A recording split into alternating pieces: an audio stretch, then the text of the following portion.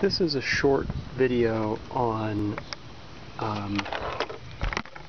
diagnosing a starting problem on a Volvo 850 that is due to a suddenly failed battery, which is something that happens a lot in the heat of the summer.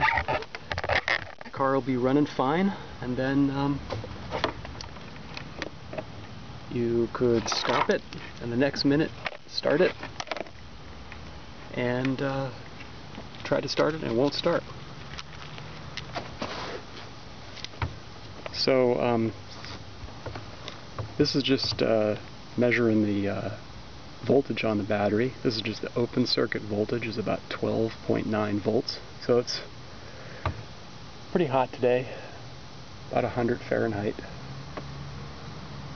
35, 36 Celsius, something like that. The battery is pretty much fully charged, but so even though it tests good open circuit voltage like this at 12.9 volts, the starter will not turn over.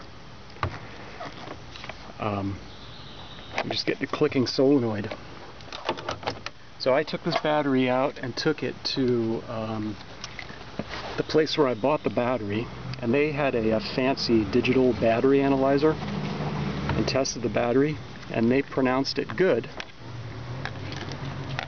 So I thought, well, must not be the battery, but with their digital battery analyzer, when I test this battery with an old school analog load cell, it's reading just under 13 volts now with no load. When I apply the load by depressing the switch momentarily for 5 seconds, you can see the needle drops down to about 3.5 volts in the bad range. So don't hold the switch down too long, because the heater element inside will get really hot and smoke and stink. And make sure these connections are nice and tight. You want to make sure that they've really bit in when you do this test.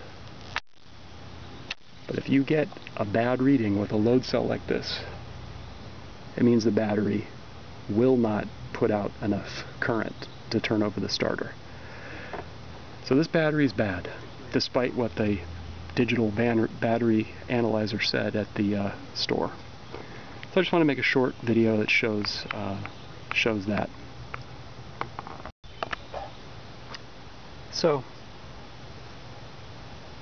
I often have mixed feelings about these kind of cheap tools, like this free multimeter from Harbor Freight, and this old school analog load tester, I should say, from Harbor Freight, which costs, 17 bucks.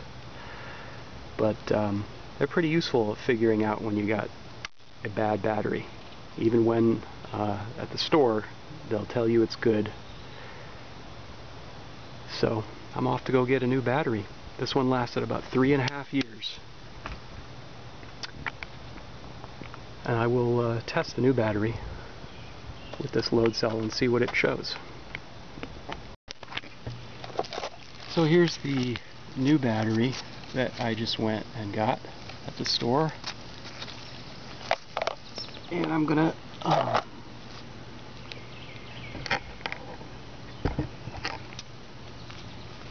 check the voltage. The open circuit voltage on that is 12.3. It's a little colder because it just came from an air-conditioned space, and it's probably not fully charged. Should be reading about 12.6. It's reading about 12.3. So I'm going to load test that and see what we get. Put the clamps on really well. Sort of squeezing them out and twisting them in so that they dig in and bite into the lead metal on the terminals. and then I'll just push the button. It's reading about 12.2, and I'll just push the button, and it is reading in the green for 600 cold cranking amps, which is what this battery's rated. It's rated 650. So this one tests good with this load test. This battery tests good with this old school load test meter. So that's what I'm going to put in the car, and hopefully when I do that, the car's going to start. So this new battery, it's a little bit smaller than the one that I took out.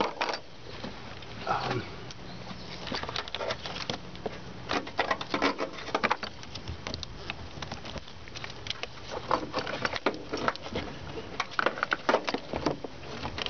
boy, there we go.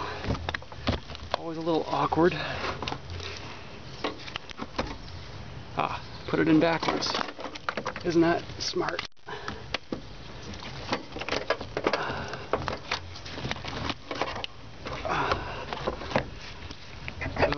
On these cars, you just have to make sure that the battery clips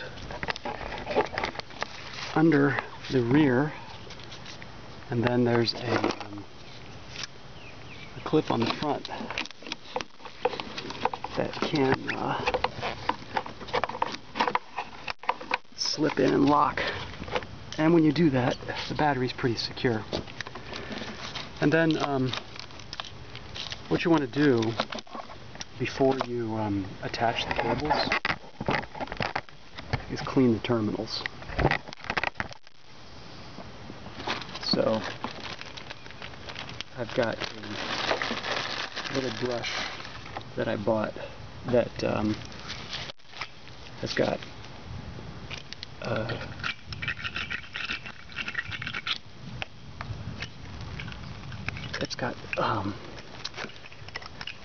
the interior and exterior cleaner. You just want to remove the oxidation off of the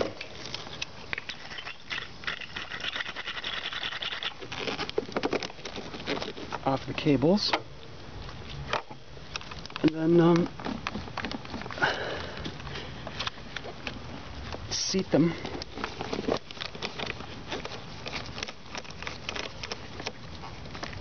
and tighten them up.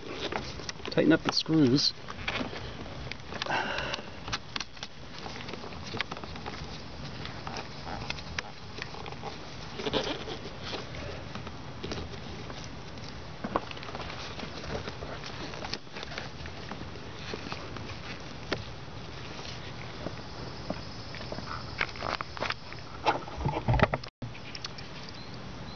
So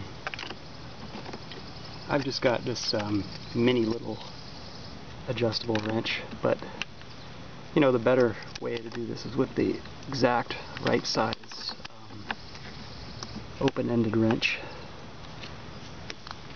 because it's better, quicker, holds the nut better, and a little bit easier to work with.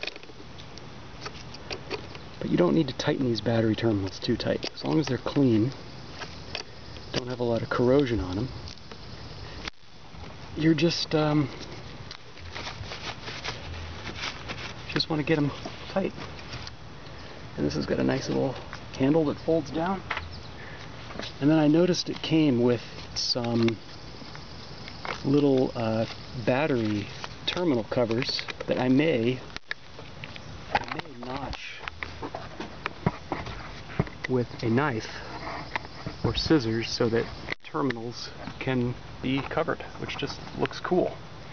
And it's a good safety feature for the positive in case the battery should work loose and hit the hood. Could cause a fire. So I think that's it. I guess the next step for me is to try to start the car and see if it actually starts. That'll be the exciting part. So I pushed the battery farther over so that it's clipped underneath on the right hand side and the rear and held here with this clip that I repositioned a little bit farther to the right. And I cut these, so now they fit pretty much over the terminals. And now, I think if I brought my keys, I get to go try and see if this car will click. Gosh, I notice it's reading negative 118 degrees E. I've seen that before.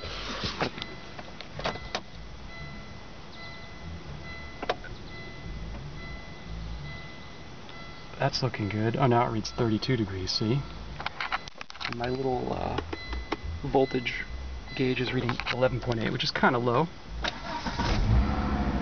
But despite that, the engine turns right over and starts. Sweet. Seems easy now in retrospect, but I've been working on this for about 6 or 7 hours trying to figure out what the heck's up with this battery. But now I know it was a bad battery. A battery that read 12.9 volts, open circuit, but would not supply current.